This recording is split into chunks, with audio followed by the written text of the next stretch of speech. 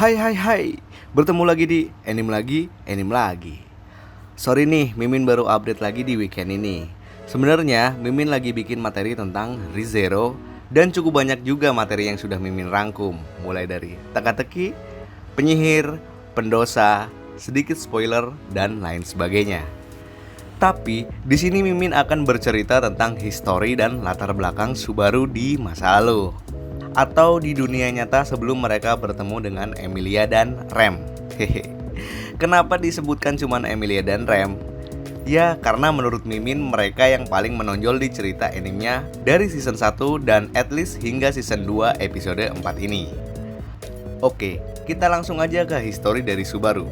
Di sini Mimin mencoba untuk ceritakan dengan bahasa yang santai ya, agar lebih mudah kita pahami. Sebelum melanjutkan videonya, jangan lupa klik subscribe dan aktifkan loncengnya agar Mimin semakin semangat begadang untuk bikin konten di sela-sela kerjaan di kantor. Hehehe. Lanjut. Pada dasarnya, tepat sebelum Subaru masuk ke dunia lain, perasaan yang dialami Subaru pada dunia aslinya, dia adalah orang yang pecundang, yang sudah kehilangan kepercayaan dirinya, putus asa dengan keberadaannya, dengan menganggap dirinya sampah, dan kemudian kehilangan tujuan hidupnya dengan mengurung diri di rumah. Karena apa? Oke, lanjut. Ayah Subaru bernama Kenichi. Ayah Subaru ini adalah ayah yang sangat keren di mata Subaru dan bisa melakukan apapun baik dalam bidang akademik maupun atletik. Di situ Subaru sangat mengagumi ayahnya dan dia percaya bahwa dia telah mewarisi bakat ayahnya tersebut. Dulu, waktu awal-awal SMP, Subaru adalah orang yang bisa meraih segalanya baik di bidang akademik maupun bidang atletik. Dia sangat bangga dengan dirinya karena bisa mewarisi bakat ayahnya yang keren itu, hingga dia menjadi populer di kalangannya saat itu.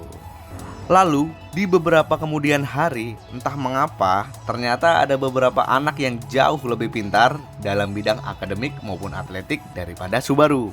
Ya, intinya di sini kecerdasan Subaru sudah mentok ya. Dan anak-anak yang lain masih bisa berkembang. Hehehe. Pernah ada yang ngalamin kayak gini nggak? Waktu SD, ranking 3 besar terus. Kelas 1, kelas 2, kelas 3, hingga kelas 6. Selanjutnya masuk SMP, rankingnya turun jadi 10 besar. Semasa SMA, boro-boro ranking 10 besar. Dapat ranking 20 aja udah syukur. Ada yang ngalamin kayak gitu nggak?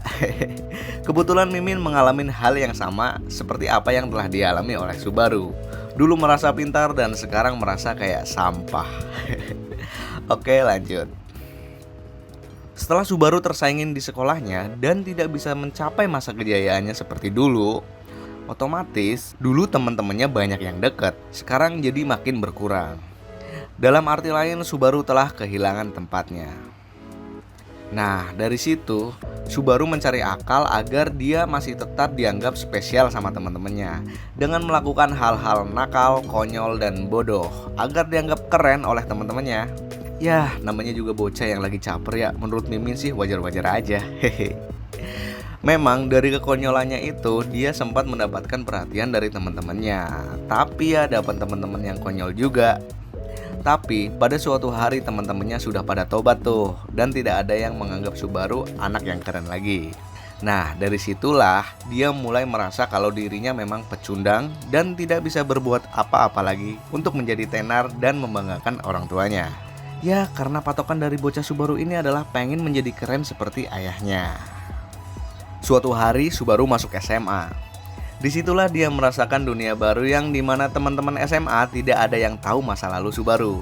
Dengan adanya kesempatan itu, Subaru mencoba membangun hubungan interpersonal baru dengan cara sok asik, sok akrab, dan sok lucu.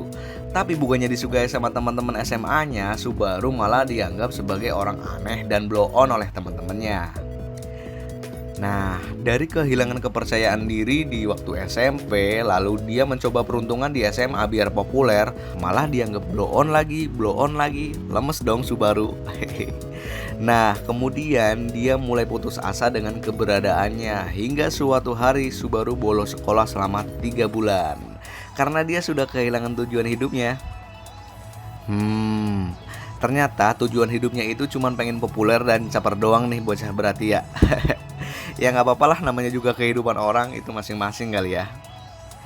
Nah, dari sini setelah dia masuk ke dunia lain dan bertemu dengan Emilia, Subaru kemudian merasa bahwa dia memperoleh tujuan hidupnya yang baru. Ya, namanya juga ketemu dengan cewek cantik, ya wajar aja kalau dia merasa seperti hidup kembali ya. Hehe. Jadi, hey kamu yang masih jomblo, cari tujuanmu biar semangat lagi kayak Subaru. Tapi, akhirnya Subaru menabrak dinding lagi dan kemudian kehilangan harapan dan tujuan hidupnya. Kemudian dia merasa seperti pecundang lagi. Nah, yang seru di sini adalah ternyata ada yang membangkitkan semangat Subaru lagi. Tidak lain dan tidak bukan, dia adalah rem.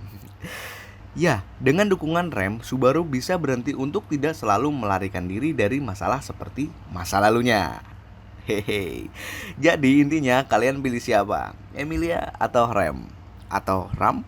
Ekidona? Satella? Atau mungkin yang lain? Tulis di kolom komentar ya. Kalian tim siapa? Hehe. Like, share, subscribe.